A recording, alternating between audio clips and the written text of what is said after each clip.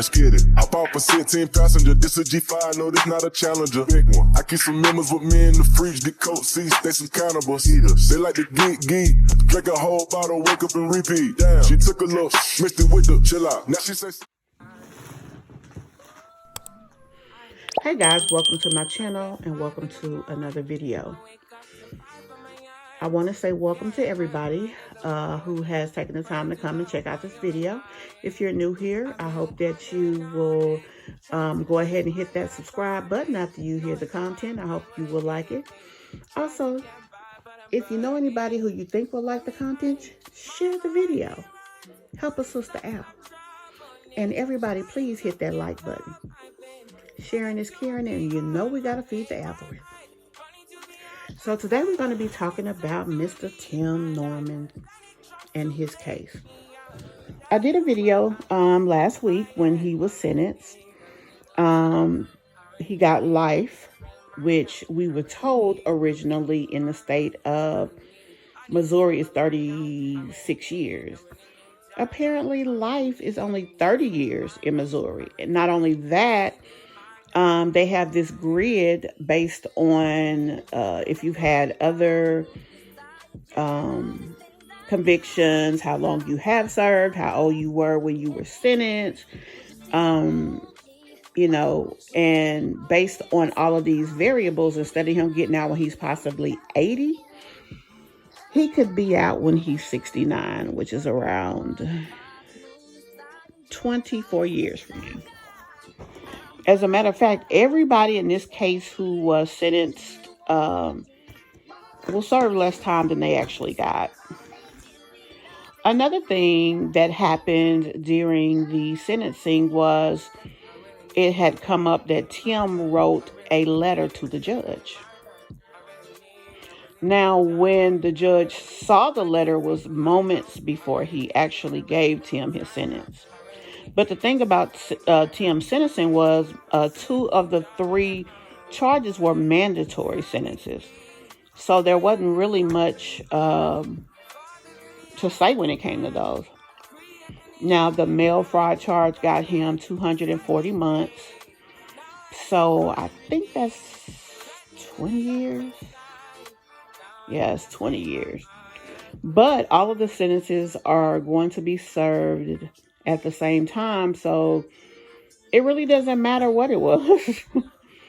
He's going to do the amount of years that he's going to do, and he will possibly be out as soon as the age of 69. But what did happen between last week and this week is the information that was printed in the letter he sent the judge has been made available through the docket of the court hearing last week. Now, it is fully understood that Tim will be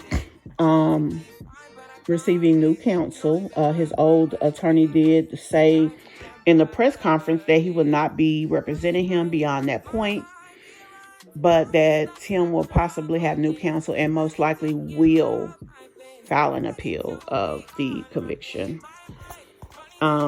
His attorney did every trick in the book he could to try to not only get him acquitted, but then once he was found guilty, he did everything that he could to try to change the outcome.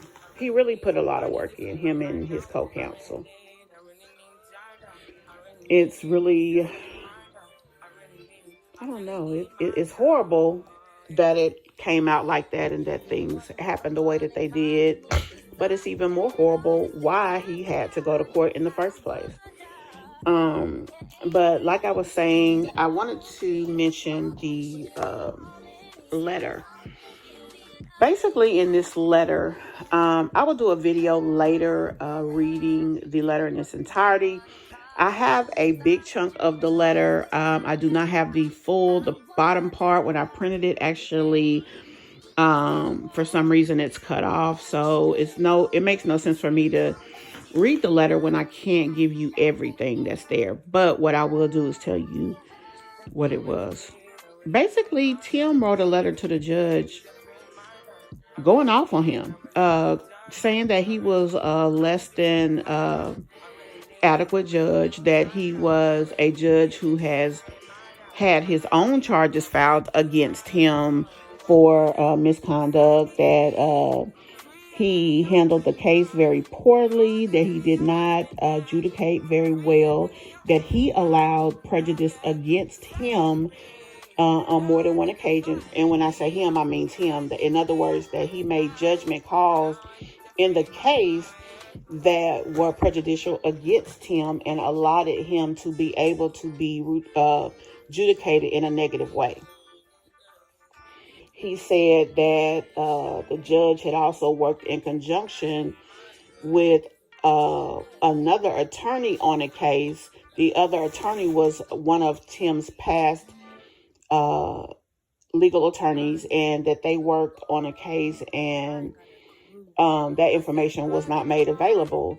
He also mentioned that Judge Ross had to recuse himself on several cases in the past because the cases had drug overtones, and that Judge Ross had history of people in his family who were, I guess, abusive to those substances, and this is why he had to recuse himself. So he felt that Judge Ross did not let in certain things in this particular case because it would show the same overtones, and that he would again have to recuse himself. Quite frankly, that boy called that man anything but a child of God, just like Judge Ross called him the same when he adjudicated him as guilty and gave him them years, their life sentence. And it is just crazy. The thing that's even more so crazy is, how did Tim write this letter? Who helped them write it? What did they use? And how did he email him at just that moment? Like, who had this man's email address and was able to send it while they were sitting there in court? Everybody felt that Tim would show his behind, show his narcissistic nature, and show who he really was. And he did that. He did. But he just didn't get to do it in the courtroom on that day. Guys, I definitely have more that is going to be coming to you guys, but I am going to go ahead and put a screenshot of the letter in this email. In this video. I don't know why I said email. I'm going to go ahead and put it in here, but in order to go more in detail, I think that we need to ensure that the rest of the email is there. But guys, tell me what you think about this. What do you think about this whole situation? And still up to this point, it was said by Andre's brother, Tim never even offered his condolences to Andre's mother, yet had the nerve, him and Miss Robbie, to go and shoot it for OWN Network, go to the area and speak as if they were so sad. Yet in real life, Miss Robbie has said and done little of nothing to even try to be there for this boy's mom, knowing that she's been in her shoes. I don't understand why Miss Robbie doesn't have any sympathy or empathy for her, knowing that she has been where she currently is. The fact that she doesn't really speaks volumes almost to her character, in my opinion. The fact that your son is capable of this, you know his capabilities, you sued him yourself. So why on earth would she not try to stand for both of these young men? I'm not saying that a mother shouldn't be there if that's what she feels she needs to do for her child, but what about your grandchild? He was yours too, supposedly. And she doesn't seem to have any remorse when it comes to that. She doesn't seem to care. My understanding was they went to the funeral and was very dismissive and matter of fact about the fact that he was gone. I really hope that that wasn't her as well, but it has been said that she had the same attitude.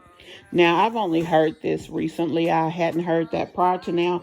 So I'm hoping whomever put this information out is downright wrong, because That would be awful if this young man's grandmother did that. If she didn't care enough about him, knowing that really they say that the young lady lured him out. But the thing is, let's think about it like this. What brought Andre back to St. Louis? Who insisted that he come? None of the other stuff could happen if he wasn't back there. That is where this all started. Tim couldn't have even done what he did had that young man never came back to the city. And I just don't understand why he didn't do the test that he needed to do in Texas. I mean, that, like, someone else said, they hired a private investigator to look into the theft of Miss Robbie.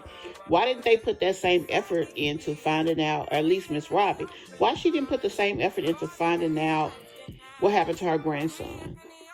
Was she scared of the output, maybe? Or maybe she just didn't feel the need. And, I mean, that would mean that she didn't care. I mean, what was the real deal? And why one mom to another would she not have sympathy for this young lady? Tell me what you guys think about this. Tell me what you think, and we will definitely talk about it below. And guys, I will definitely see you guys in the next video. Talk to you later. Bye.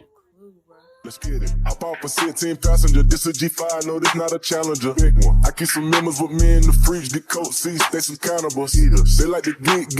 Drink a whole bottle, wake up and repeat. Damn. She took a look, mixed it with the chill out. Now she say she saying 3D. Wow. I go in the jungle and they got a coat. I bet I come out with a mean. I bet I do this shit for the fam. Cause this shit